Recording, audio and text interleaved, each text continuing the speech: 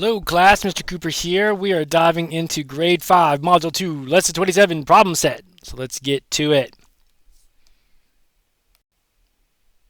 Here, number 1 says divide, check your work with multiplication. So this is kind of a warm-up.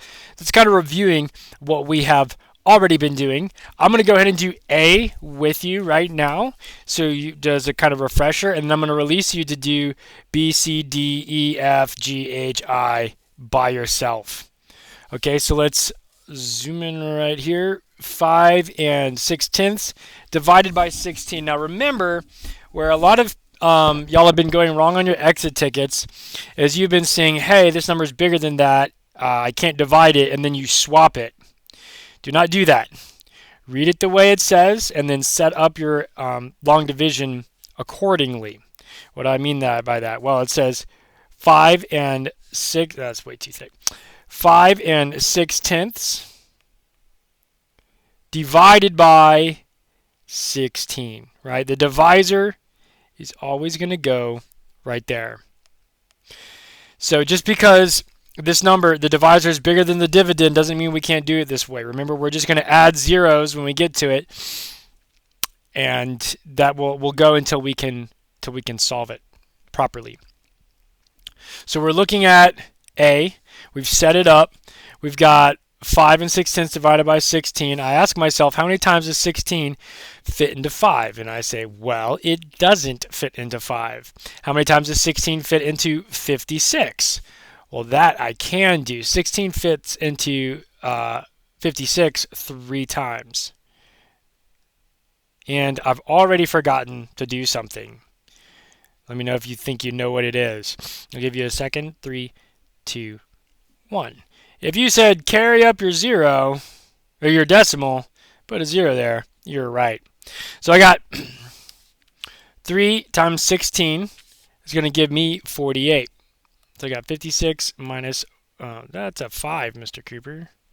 56 minus 48. And that's going to give me 8. Right? And then so we're sitting here thinking, well, I don't have anywhere else to go, so I got 0.3 with a remainder of 8. Wrong. Wrong. Don't do that. We got a decimal, which means we're not going to have a remainder. So if 16 doesn't fit into 8, which it doesn't, we need to start adding zeros until we can get something.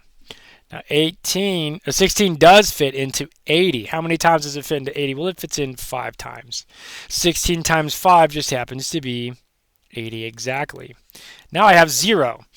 And I have no more digits to pull down. And I've gotten to a 0, so I don't have a remainder. So my answer is going to be 35 hundredths. But it also says, remember, check your work with multiplication. So how do I do that? Well, I write my answer over here, 0.35 times 16. And I just go in reverse. 6 times 5 is 30, keep the 0, carry the 3. 6 times 3 is 18, plus 3 is 21. And that goes up there. There's nothing, so it falls down. I go to the next row. I'm in the tens place now, so I'm going to put my little placeholder 0. 1 times 5 is 5. 1 times 3 is 3. 0. All right, and then we add 0. 1 plus 5 is 6. The decimal falls down right there. 2 plus 3 is 5. And that gives me 5 6/100ths, or 5 60, right? 5.6, we might say, which is what we started. And we have that 0 on there. But remember, that 0 doesn't really change anything. So did I get the dividend that I started with? Yes, I did. Right? And I used this number right there. And then green, we have the 16 and 16 right there. That's where I got all those numbers from. Okay? So we're going to back up, and I'm going to let you do the rest of these by yourself. Let me pull this over. I want you to do B, C, D, E, F, G, H, I by yourself, and we'll check the answers in 3, 2, 1. And here we go. We got all the answers right here. Let me go through with a highlighter. So as you're looking at these, you're checking to make sure you got them right, of course. If you got them wrong, pause the video, look at the work, okay? See what you did differently. See where it starts to go different, right? And then you know where you messed up. If you don't understand what happened, you can pause the video and come and talk to Mr. Cooper. If you got everything right, kiss your brain. And let's go ahead and move on. So, number 2 says 30 and 48 hundredths kilograms of beef was placed into 24 packages of equal weight. What is the weight of one package of beef? So, let's look at what information we need. We know we've got 30.48 kilograms of beef. We got 24 packages of equal weight. When I see a number that's getting broken up into equal groups, I know that I'm going to divide. Okay? So that's all the clues that I'm going to give you. I want you to try to do this one by yourself, and I'll have the answers pop up in 3, 2, 1. So your answer should be something like one package weighs 1 27 hundredths kilograms. Kiss your brain if you got that right. If you didn't get it right, pause it and look at the work that I have right here and see what you did and see what the correct way to do it is and see where you went wrong. Okay? If you got it right, let's kiss your brain and let's go ahead and move on. Number 3 says, what is the length of a rectangle whose width is 17 inches and whose area is 582 and 25 hundredths inches squared? Okay, so we're going to definitely need to draw a model. Remember that the area of a rectangle is the width times the length, and we write it as inches squared. Okay, so if I have this rectangle right here, let's just say if this side is called X and this side is called Y, our area is equal to X times Y, right? And what it's saying is, I know what this side is. The width is 17 inches. And it's telling me what the area is, right? So I'm going to have 582 and 25 hundredths inches squared. Right, so the area inside here, if I were to make these into perfect little squares, it'd be 582 and 25 hundredths of squares.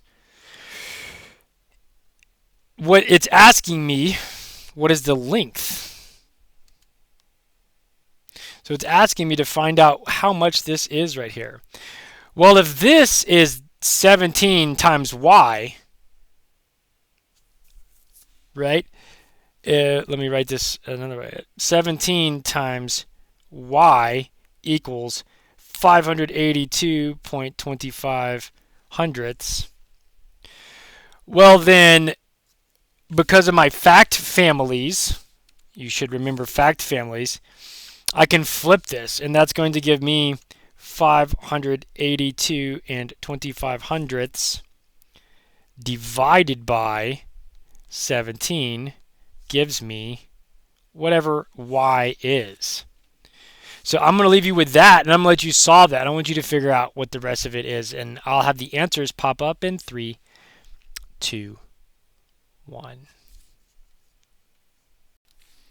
So your answer should be something like the length of the rectangle is 34 and 25 hundredths inches, and I have all my work right here.